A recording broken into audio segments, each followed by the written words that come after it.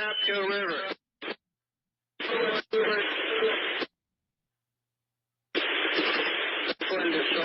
Where is your GPS position? Over. Point 521 north, 076. Captain, how many persons are on board the vessel? Over. Coast Guard, this is a Sapphire. We're taking water into hold number 2. The coal ship that reported the explosion is taking water into hold number 2. We're in the main channel of the Patapsco River, still afloat, still underway. Roger, Captain. How many persons are on board your vessel? Over. 23 plus 2 pilots. Roger, Captain. Can I get a description of your vessel? Over. Hey, good afternoon, Coast Guard. This is the second pilot on board. I'm doing the radio communications for the primary pilot. 750-foot bulker, explosion in the number 2 hatch. Vessel slowing down at this time. What else do you need? Wow. Hello, everybody. I'm Kipp Snow, Director of the Transportation Distribution Logistics Institute at the Community College of Baltimore County. Hey, Kipp. Mike Singer, Community Manager, Baltimore Chesapeake Bay Shipwatchers, episode 55 of Two Guys Talking Ship podcast. And, oh my God, what a way to start. I mean, that was the real deal yesterday here in the harbor, 8 p.m. And one of the camera ops, so we did catch it. We did catch the video. And that's where, you saw that explosion picture there. And one of our camera ops was following another ship, happened to pan back. I mean, within like a second or two of that ship blowing up. That was just crazy. Got any thoughts on that? Yeah, I know that was when you gave me a call, and I was in the middle of some other work stuff, and quickly went to the video to try to back up just a little bit to see what all was really going on, and then I had a conversation about it all, and I went back to it. So it's pretty impressive to have something that was caught on camera, just like that, and with the moment of impact right as it panned over. That was pretty lucky, but I'm glad we were able to catch that. Very lucky, if you will. I mean, a crazy accident, and we can say crazy because nobody was hurt. The ship Correct. still kept going. It still had power. They didn't take it back into the port because they were worried about another explosion. So hey, just keep going. Right. So still under propulsion. We heard they were taking on water, but I'm not sure because I don't know of any other problems like continually taking on water. I haven't heard any problems about her danger of sinking or anything like that. So whatever that report was, I guess that stopped. And it happened out in the middle of nowhere, not near anything else that could get hurt or damaged. It could have happened in the number 7 hold right in front of the superstructure. Right. Might have been completely different outcome. But as ship explosions go, I guess we can say we were pretty lucky to catch it and pretty lucky that nobody was hurt. The ship kept going. It still had power. Kind of crazy, amazing event. Sure. One of the things that I thought about overnight was, when we were going through ILA negotiations, and some of the conversations were around workers and worker safety, and these are dangerous jobs. This is one of those examples of, hey, this job can be dangerous, and that you have to take precautions, not only with the materials that you move, but the vessels that you operate. And sometimes you can do everything 100% to protocol and to procedure, and sometimes things still happen. And so you have to be prepared for, you know, It's a very good point, Kipp, right? Because you and I don't know anybody on the internet that will be saying, "Well, somebody had to do something wrong for this to happen. Who messed up?" Not necessarily. So yeah. thank you for bringing that up. Seriously.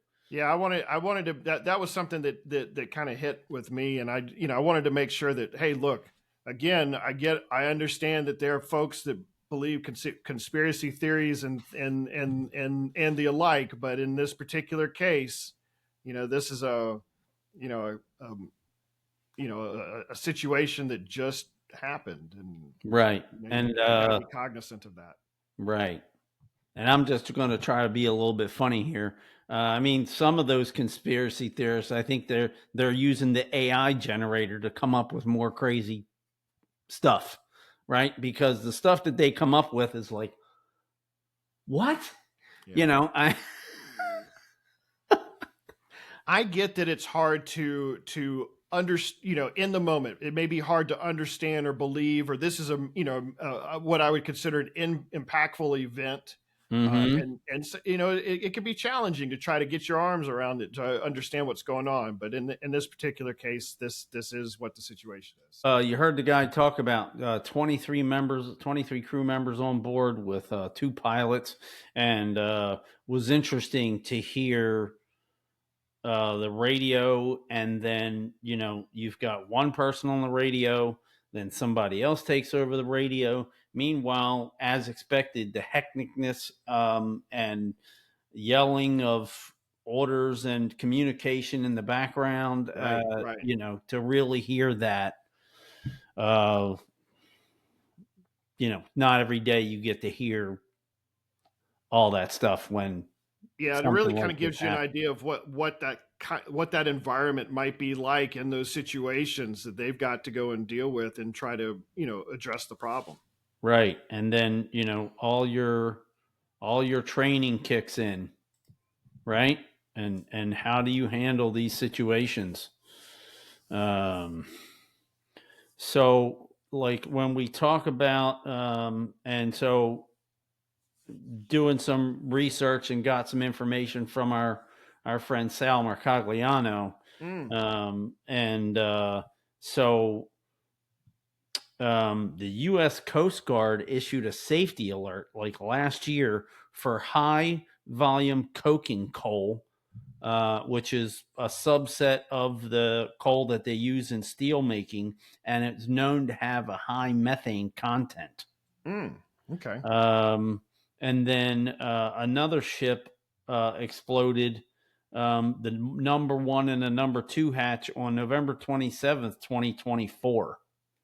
Mm, So when the Coast Guard issues a safety alert for a bulk cargo, sure. then there's a continuing concern to look out for. You had some pictures of the vessel after the fact. Right. Yeah, we dug those up. I think these are from friend Drew Thomas posted this to the Shipwatchers. Yeah, so let's take a look at this. So if you mouse over, can people see that?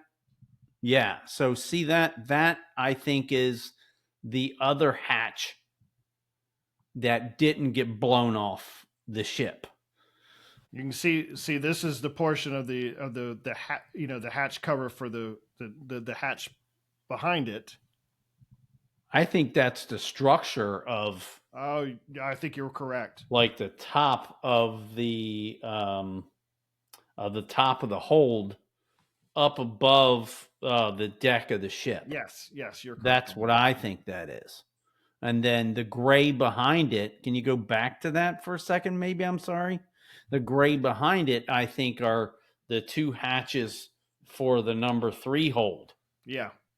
Okay, because I think they slide outboard away from each other. Out. Okay, gotcha. I think so. Yep. Yeah, next. Wow. So you see this black thing up on an angle, and I think that's the other hatch that somehow didn't get thrown overboard with its 30-ton buddy on the other end that took a flying leap, which is, and so when you think about the power of this, that's right? Exactly, yeah. 30 tons of steel flying through the air. Yikes, that is not something I want to be remotely close to. No way. Wow. That looks like a chunk. Oh, man, I'm glad we have this one. That looks like a chunk missing from the side of the wall. Right there. Right in there. Wow.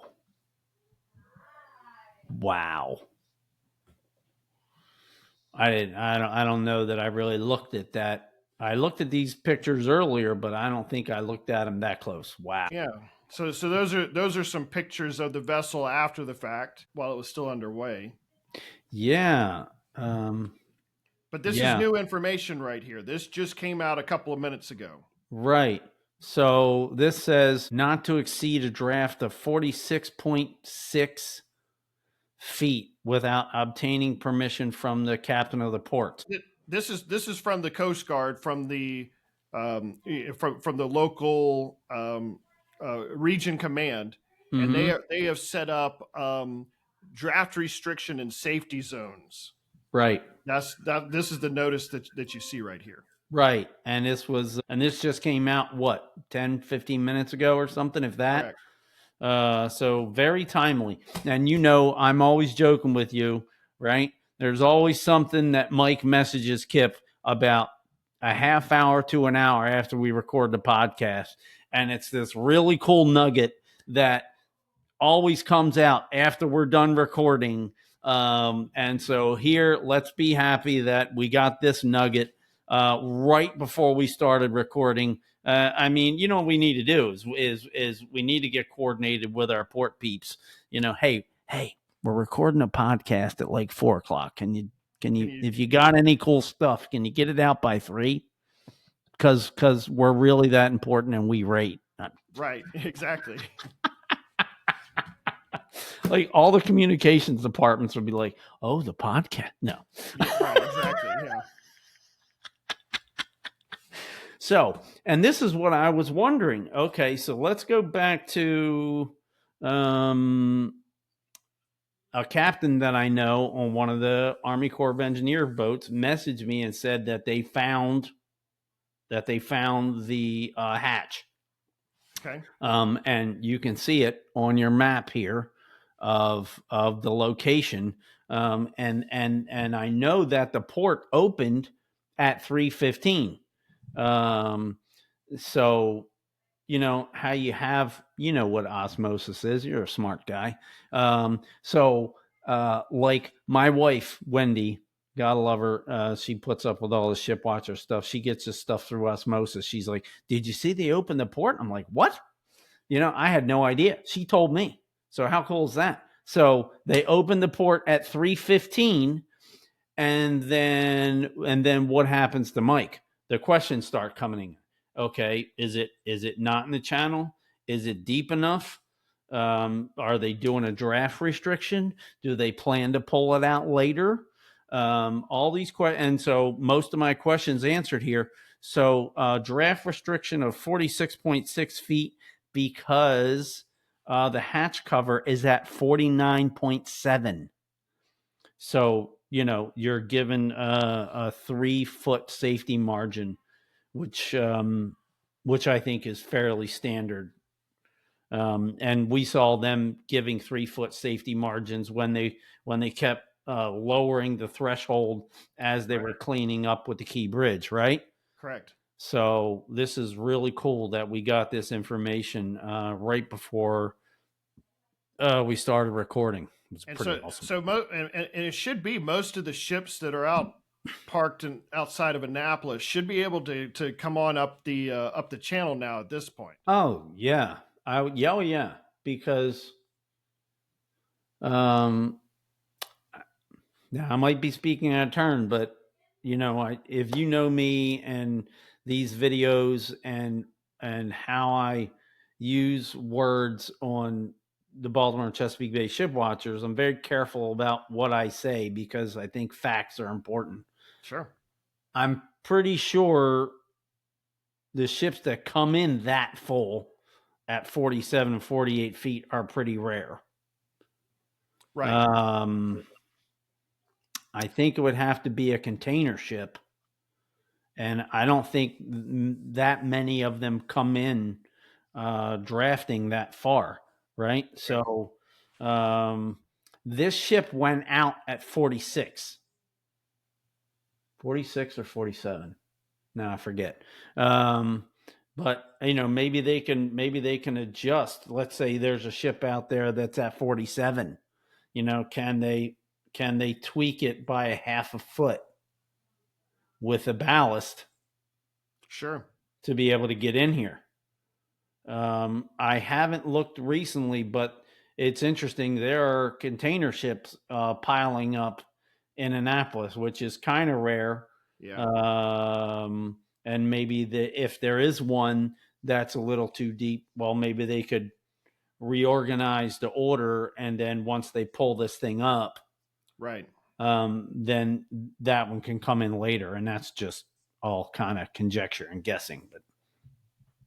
But this also will lead to some very, very temporary supply chain disruptions. Mm-hmm. So those ships that are sitting out there waiting. I mean, this was an unscheduled channel closure. Mm-hmm. So what the hope is that we can get all those vessels in and discharged as needed and still make whatever deliveries, delivery schedules and things that may need to be made. So I mean it impacts so much as to what happens within a port operation.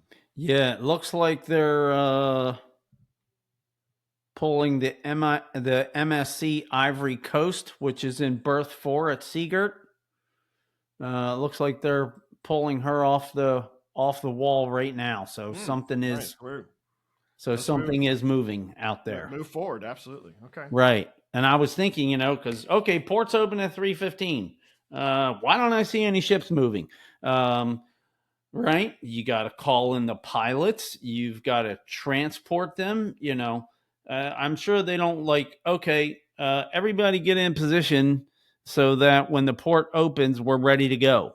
Well, who gets into position where? And these people stand around for 6 hours. And what if the port doesn't open till tomorrow? Mm-hmm. So to get everything going again, and then now you need to figure out who figures out what happens, what happens when, who goes first, what's the most important thing to happen, and how do you figure all that out? Yeah, so great to see that things are open back up and moving. So that's awesome. So our buddy Sal has also done a video on this. He was pretty quick right after the explosion and put all of these pieces together. Mm-hmm. But this is a portion of his video. Make sure you go out and see his video so you can see it in its entirety, and like and subscribe to him and all that kind of stuff. Mm-hmm. But it's real. What he really talks through, like what happens from the point that the vessel leaves the CSX terminal, and explains that. So, and get her spun around. You'll see them get her lined up, and she's going to proceed now to head out of Curtis Creek. We see the time advancing. Now she is heading to the old Francis Scott Key Bridge. You see that Google has updated this. You see the missing bridge here. And it was shortly after leaving the bridge, and they said 22:27 is roughly the time we have And so she is heading out just past Fort Carroll. And this is roughly that moment at the time. Zeus is coming out astern of her. She came out without any tugs on her, which is kind of fairly standard practice right now because the bridge being cleared. We're going to go ahead and let this play. This is right at that moment of the explosion. And what we see here is the quick calling of ships. Bridget McAllister is coming in, Zeus coming in from behind. We can see other vessels coming in. Here comes the fire rescue boat number 2. This is and there's a ship great. docking at Trade Point at the same time. 15 minutes after the explosion has taken place. And here comes fire rescue boat number 2, 19.6 knots, followed by the George James Moran coming out. Notice Sapphire is still continuing her outbound run, trying to clear the harbor and get away from everything. Here comes more McAllister tugs, more Marine fire rescue units, and County. we see Coast Guard arrive on scene with vessels coming in. We can see this is the Baltimore County Fire Department showing up on scene. I'm not sure why they have the largest vessel. I don't think this is. They paid for the largest icon. Or county fire department. Could be wrong. They could have a huge ship out there, but I think that's just not showing right. But Sapphire is heading outbound at this moment, and then you see the Baltimore County Fire Department and the 2 fire marine units turn around. That fire went out very quickly on board the ship. And so they were able to get control. And this is what makes me think it was either a gas or a dust explosion, because you didn't have the cargo or the ship itself ignite. We're not going to throw them under the bus. Yeah. Yeah.